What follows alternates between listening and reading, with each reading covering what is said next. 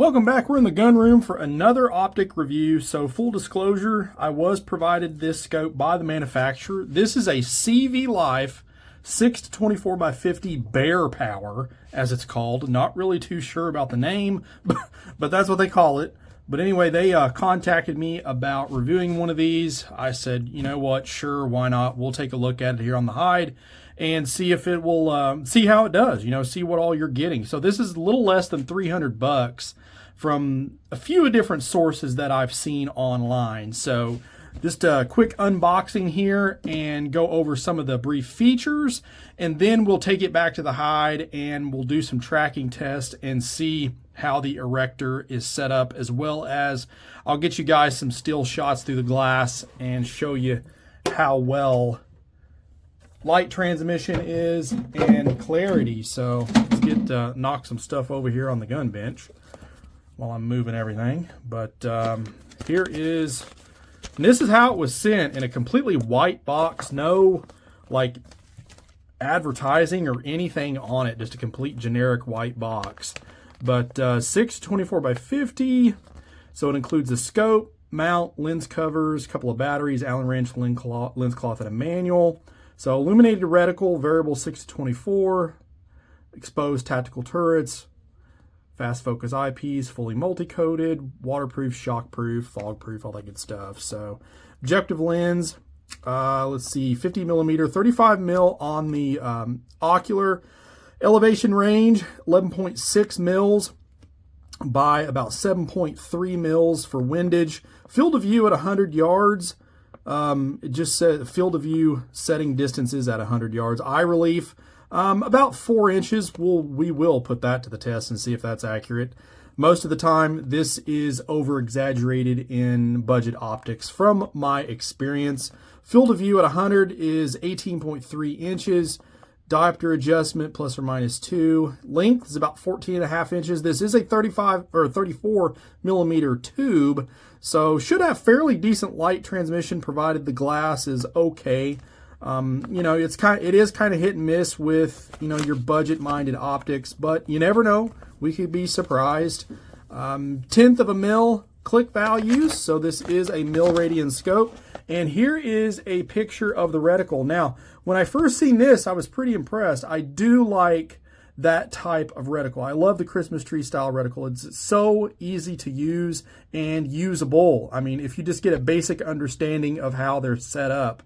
And one cool thing about it, yeah, this is first focal plane, but I don't spin turrets. I don't. It's just so much faster and easier to gauge and range off of your reticle. Just do your holdovers that way and make your shot. So if you have a good solid reticle that you're comfortable with and you know your dope off your reticle, it's just so much quicker. But that's just me. But we will definitely see how the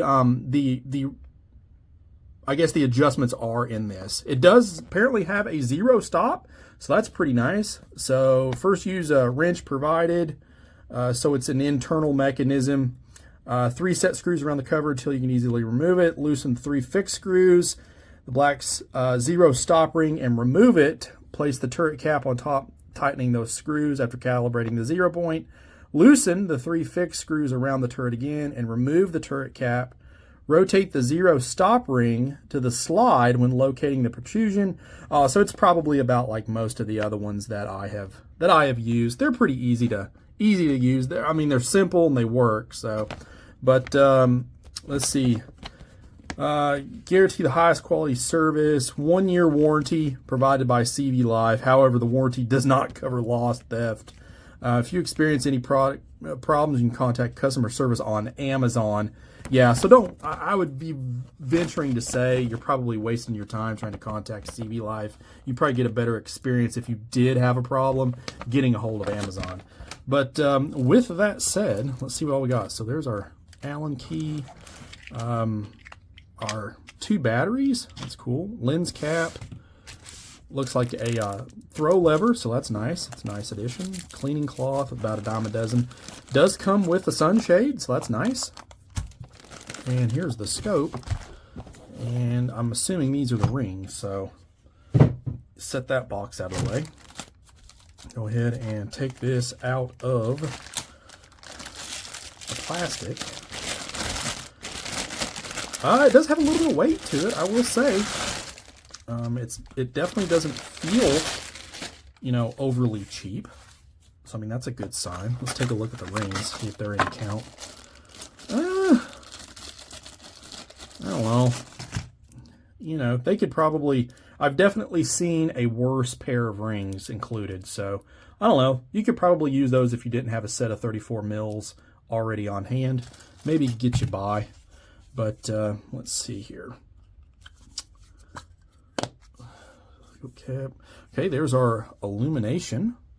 So looks like 6 levels with shutoffs in between each intensity level. That's pretty nice. We got side focus here. Let's see. Turns very smoothly. I like that. Magnification ring, fairly stiff but smooth. I could see that probably working itself out over time. And the big question here is how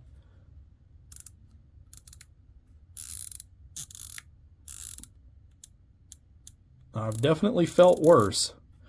But let's see here if there's any mush. So keep an eye on the 0 and let's see if there's movement before we hear a click. Get my camera to focus in here. Oh, that's pretty good, actually.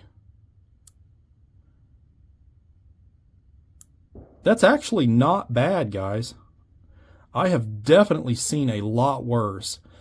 So one thing that you can tell, you know, as far as like budget optics go, is that you can move the turret. The turret will move before you hear the click in a lot of cases. That's not bad. That's not bad at all. I mean, that's actually pretty impressive for the price. So let's see here. It's focusable down to 10 yards. So this definitely could be a potential NRL 22 type of optic. Definitely could get you in the ball game, get you shooting possibly, but nitrogen filled. Overall, not too bad. I mean, it does have some weight to it. Let's I'm going to go ahead and throw it on the scale, and we'll just see how heavy it is.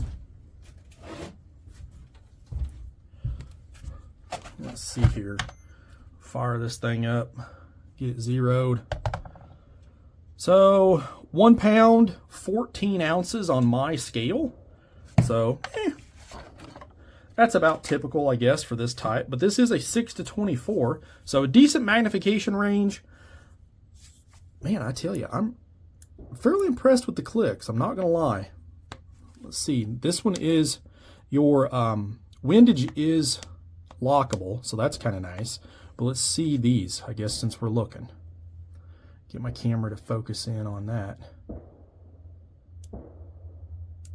Now, this one is spongy. You see that? The turret's moving before you hear the click. That's more representative of what I'm used to seeing in a budget optic. However, you know, this could be an instance where it's just a set it and forget it, and you can just go off of your Christmas tree reticle. But let me get this thing mounted up. Let's get back to the hide. We'll see how this thing tracks, and then we'll get some final thoughts on it. All right, so we got our target and our scope cam set up here. First off, we're going to start by dialing in 1.5 mils up elevation. And you can see we fall just shy of the 1.5 mil mark. That is going to be the first hash mark there. You can see underneath the center dot. Next up, we are going to take and put another 1.5 mils. That's going to take us to 3 total mils in elevation. You can see it's pretty consistently landing just a little bit above our milradian hash mark there on our target checker. Next is going to be 4.5, so we're putting another 1.5 mils into it, and still holding steady just right above that line. And then next up, we're going to put in another 1.5. That's going to take us to 6 total mils in elevation. Again, right above it. I mean, it's very, very close. And then finally 7.5 total mils all the way at the top. and you can see again just right above that mil hash mark. And I mean, that's definitely not bad considering the price point of the scope. Now we're going to take and we're going to drop this thing back down to our 0 point. So we're taking it all the way back down to 0, our starting point with the scope. And you can kind of see there, it is a little bit off from our initial 0. It's not bad, but it is a little off. And then we're going to take and adjust to the left here, 1.5 mils. Pretty close, pretty close. That first line there to the right is going to be the mark that we're trying to shoot for. So it's not too bad.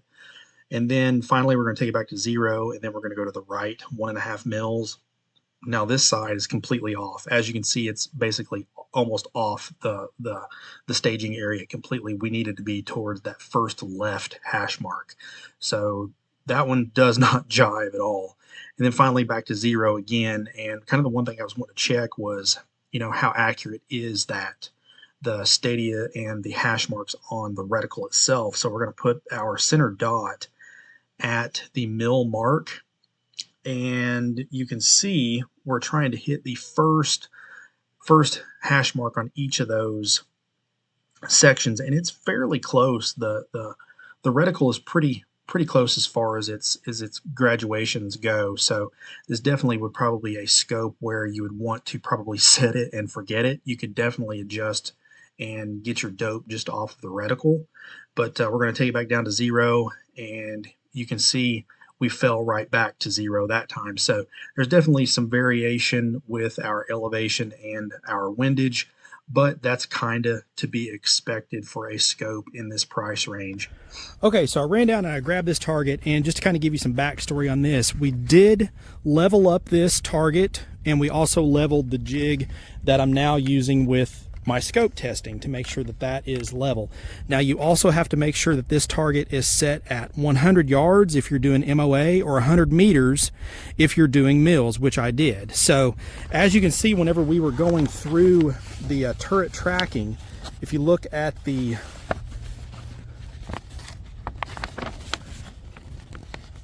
lines here, so each one of those is 1.5 mils, and we landed just above each one of those lines. So I mean, it was a lot closer than I thought it was when I was going through the scope footage. So you can see there's 3 mils, so it landed just above that one.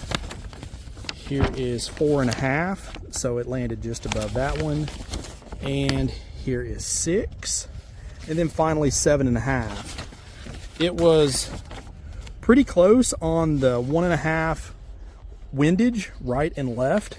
And then it did get a little bit hung up whenever we went to return to 0. It stopped a little bit higher than what we had set our 0 to. So honestly, actually, now looking at this target a little bit closer, I forgot it actually didn't do as bad as I thought it did, because it was above each one of these through each 1.5 mil increments. So that's not bad. That's actually not too bad.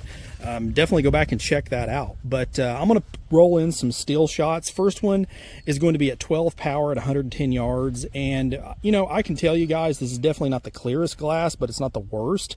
We do have a little bit of fisheyeing, but if you look at a lot of scopes in this price range, that's to be expected. Next picture I'm going to roll in here is of the illuminated reticle. So the only thing illuminated is the crosshatch in the center portion of the reticle. So that's not terrible. And this is also at 110 yards. And then lastly, I'm going to roll in 24 power at 210 yards. And you can really start to see some of the haze around the periphery of the sight picture. I hope that comes through on the picture that I'm able to roll in. I was trying to get pictures through my camera, but it was kind of giving me some trouble. But overall, you know, this scope, less than $100. You know, I think you could definitely do a lot worse for a lot more. I will leave the final interpretation up to you guys. You all let me know down below. What do you guys think of this scope? Is this something that you all could use, or you think you might look into? For me, I probably wouldn't use this on anything that I'm actively going to be shooting a lot, such as, you know, like my mini PRS or my bench rifle or something like that. This type of scope could serve well for NRL 22. I will say, you know, a little bit of opinion here. I do like the reticle that it has, so I'm okay with that. But, you know, let me know your all's thoughts. I'd be interested to hear it. Please like, share, and subscribe. It really does help the channel. As always, shoot straight. Later.